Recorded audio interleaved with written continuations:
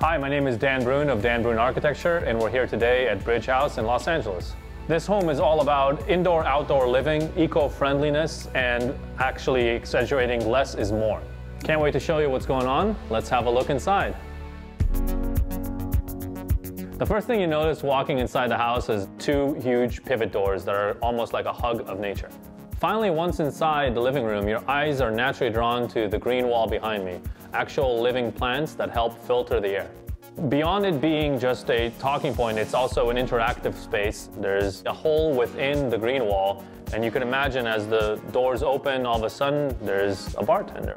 It's a very unique space that has abundance of light from the north to transom windows to the skylights, ever changing throughout the day. I designed the house in such a way that you start off with a larger space and then walk into a little tighter space into the medium area, which is the kitchen. As you enter the kitchen, the heart of the home, you'll see large open windows that connect you from indoor to outdoor. There's a naturally occurring creek that is 20 feet below the home, so the house itself actually spans across it 65 feet. Hence the name Bridge House.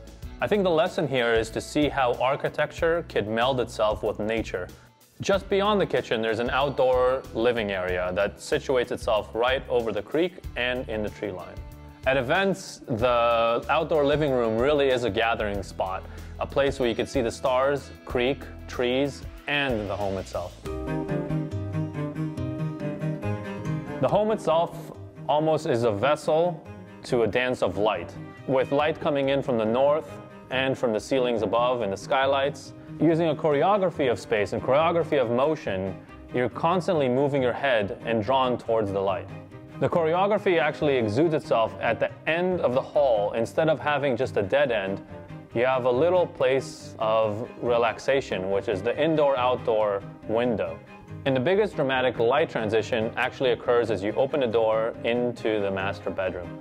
What was important for me in designing the bedroom suites was that there would be a smaller bedroom, but more outdoor space and a place to actually congregate with other people.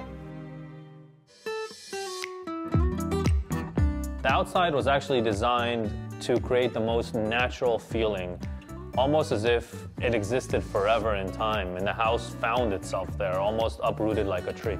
The trees that existed were important to keep. They create a sort of ambiance of nature and filter in the light and obviously the air that we breathe.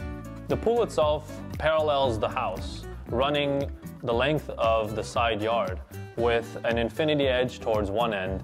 The nature is designed in such a way that you have paths to meander, and once again, a choreography. The idea was in a way to keep your eyes moving and your feet along the path as well.